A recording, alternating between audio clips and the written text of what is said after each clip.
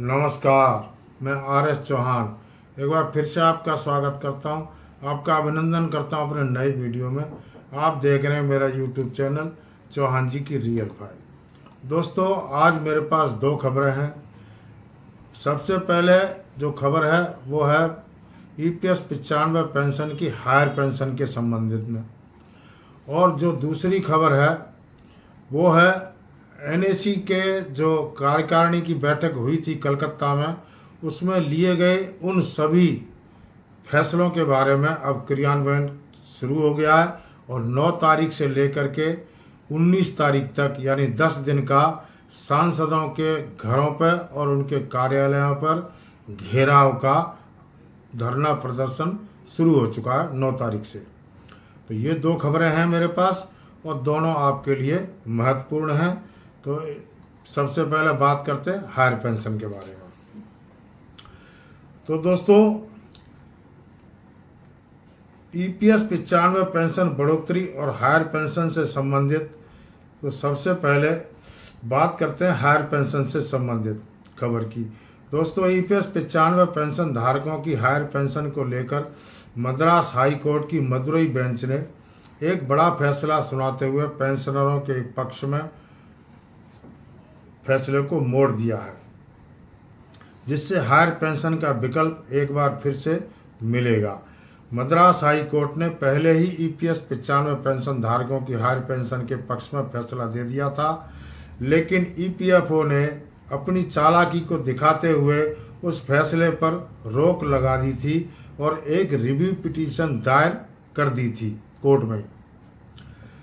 9 जुलाई 2026 को फिर से मद्रास हाई कोर्ट ने इस रिव्यू पिटीशन को खारिज करते हुए कहा कि BHL और सेल इन कंपनियों में काम किया है और एग्जम्प्टेड ट्रस्ट यानी कि जहां पर EPFO का पैसा ट्रस्ट खुद मैनेज कर रहा है, ऐसी कंपनी में आपने काम किया है और हायर पेंशन के लिए आवेदन किया था। आपका आवेदन निरस्त हो चुका है या आपको EPFO ने आवेदन करने की अनुमति ही नहीं दी थी। तो ऐसे लोगों के लिए मद्रास हाई कोर्ट की ओर से 9 जुलाई 2026 को एक बड़ा फैसला आया है। उसी के बारे में इस वीडियो में आपको बताने जा रहा हूं।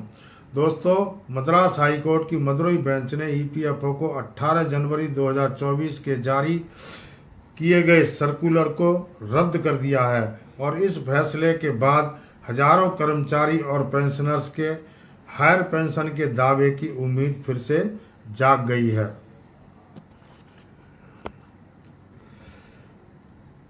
दरअसल पूरा मामला माननीय सुप्रीम कोर्ट के 4 नवंबर 2022 के ऐतिहासिक फैसले के आसपास ही घूम रहा है। 1 सितंबर 2014 को सेवा में मौजूद पात्र कर्मचारियों और यदि उनका वास्तविक वेतन 15,000 की सीमा से अधिक था तो वे हायर पेंशन का विकल्प चुन सकते हैं। लेकिन उसके बाद 18 जनवरी 2024 को EPFO ने बड़ी चालाकी दिखाते हुए एक सर्कुलर जारी किया।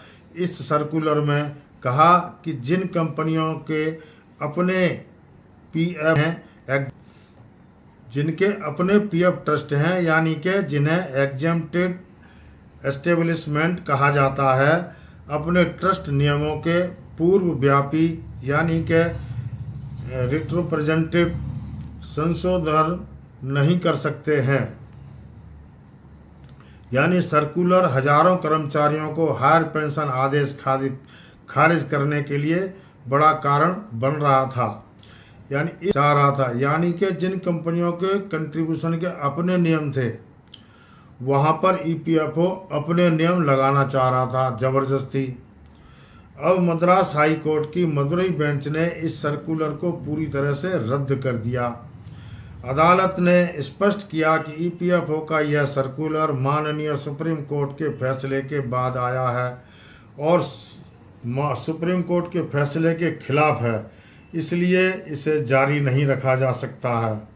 कोर्ट ने यह भी कहा कि PF ट्रस्ट के नियमों का हवाला देकर किसी कर्मचारी को EPS 1995 के तहत मिलने वाली संवैधानिक पेंशन के लाभ से वंचित नहीं किया जा सकता। यानी यदि किसी कर्मचारी के केवल ईपीएफ योजना में छूट मिली है तो उसका मतलब यह नहीं है कि कर्मचारी को ईपीएस 95 पेंशन स्कीम का अधिकार ही खत्म कर दिया जाए। कोर्ट ने यह भी स्पष्ट किया कि ईपीएस 1995 एक वैधानिक योजना है और इसका लाभ कर्मचारियों को मिलना ही चाहिए। इस फैसले से सबसे ज़्यादा राहत उन कर्मचारियों और पेंशनरों को मिलेगी जिनकी कंपनी का अपना खुद का पीएफ ट्रस्ट है। इनका हायर पेंशन का ज्वाइनिंग ऑप्शन ईपीएफओ ने ट्रस्ट नियमों का हवाला देकर खारिज कर दिया है, या जिन्होंने निर्धारित समय सीमा के भीतर हायर पेंशन के लिए आवेदन तो किया था और उनका आवेदन निरस्त कर दिया गया था। यह पूरा मामला बीएचएल त्रिची के 86 सेवानिवृत्त कर्मचारियों द्वारा दायर की गई याचिका से जुड़ा हुआ था, जहां पर पेंशन धारकों के पक्ष में फैसला आया है। कोर्ट ने यह भी कहा कि 31 जनवरी 2025 या उससे पहले जमा किए गए जॉइंट ऑप्शन एप्लीकेशंस पर ईपीएफओ उचित तरीके से विचार कर सकता है और केवल ट्रस्ट नियमों का आधार बनाकर उन्हें खारिज नहीं कर सकता। सुनवाई के दौरान ईपीएफओ ने दलील दी कि एग्जेम्प्टेड एस्टेब्लिशमेंट अपने ट्रस्ट नियमों से संचालित होते हैं और कई कर्मचारियों ने अधिक पेंशन की जगह अधिक पीएफ को चुना था। ईपीएफओ ने यह भी कहा कि हायर पेंशन देने से संगठन पर वित्तीय बोझ अधिक पड़ेगा। हालांकि कोर्ट ने इन तर्कों को स्वीकार नहीं किया और कर्मचारी या पेंशनर्स के संवैधानिक अधिकार को प्राथमिकता दी। यानी जो ईपीएफओ ने तर्क दिए थे उनको स्वतः खारिज कर दिया, यानी एक बिल्कुल क्लियर कट खारिज कर दिया। तो दोस्तों, कुल मिलाकर मद्रास हाई कोर्ट की मदुरई बेंच ने उन हजारों ईपीएस 95 पेंशनर धारकों के लिए जिनकी हायर पेंशन अभी तक अटकी हुई थी, ट्रस्ट नियमों का हवाला देकर जिन्हें हायर पेंशन नहीं दी जा रही थी, जिनके एप्लीकेशन रद्द कर दिए गए थे, उनके लिए ये राहत भरी खबर मानी जा रही है। अब इस पर ईपीएफओ क्या रुख अपनाता है यह तो देखना पड़ेगा कि क्या हायर पेंशन के लिए विकल्प के लिए एक बार फिर से विंडो खुलेगी। देखते हैं ईपीएफओ आगे क्या कदम उठाता है। अब चलते हैं दूसरी खबर की तरफ। दोस्तों, जैसा कि पिछले वीडियो में मैंने आपको बताया था कि एनएसी की 8 जुलाई की जूम मीटिंग में कुछ ऐसे निर्णय लिए गए हैं जो तत्काल प्रभाव से उन्हें लागू किया जाएगा। इसी कड़ी में एक फैसला यह भी था कि सांसदों विधायकों के घरों के सामने 3 दिवसीय धरना प्रदर्शन किया जाएगा। लगातार धरना प्रदर्शन करने की तैयारी, यानी 3 दिवसीय धरना प्रदर्शन करने की तैयारी एनएसी यानी राष्ट्रीय संघर्ष समिति की ओर से जोर शोर से चल रही है। इसको लेकर राष्ट्रीय संघर्ष समिति एक पत्र जारी किया है और पुलिस प्रशासन से इसकी अनुमति लेने के लिए आवेदन तैयार किया गया है। पत्र की कॉपी आप स्क्रीन पर देख पा रहे हैं। इस पत्र में जब भी सांसद विधायक, यानी जिस सांसद विधायक के घर के सामने धरना प्रदर्शन किया जाएगा, उनका यहाँ पर नाम लिखकर पुलिस प्रशासन से अनुमति ली जाएगी। यहाँ पर थाना प्रभारी के नाम से यह आवेदन दिया जाएगा। दिनांक 9/7/2026 से लेकर 19/7/2026 तक के बीच माननीय सांसद जी, मंत्री जी के कार्यालय, विधायकों के कार्यालय या घर के सामने 3 दिवसीय सत्याग्रह, अनशन, प्रदर्शन भी अनुमति थाना प्रभारी उस इलाके के से अनुमति ली जाए। सादा रहे कि हमारी संगठन देश के औद्योगिक क्षेत्र से सेवानिवृत्त कर्मचारी यानी कि ईपीएफओ के अंतर्गत ईपीएफओ 1995 योजना के अंतर्गत 81 लाख पेंशनर्स के कारण कल्याण के लिए राष्ट्रीय स्तर पर कार्य कर रहा है।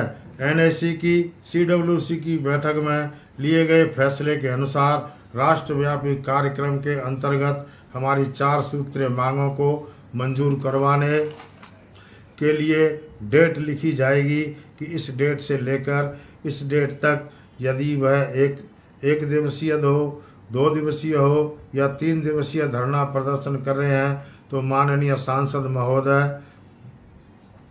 यानी जिस भी मंत्री के यहाँ पर धरना प्रदर्शन किया जाएगा उनका नाम यहाँ पर लिखा जाएगा और उनके स्थान पर नाम लिखकर कार्यालय पर शांतिपूर्ण ढंग से आंदोलन करने की अनुमति मांगी जाएगी। और इस पत्र में यह भी लिखा है कि उपरोक्त शांतिपूर्ण प्रदर्शन में लगभग 50 से 100 लोग उपस्थित होंगे यानी शामिल होंगे।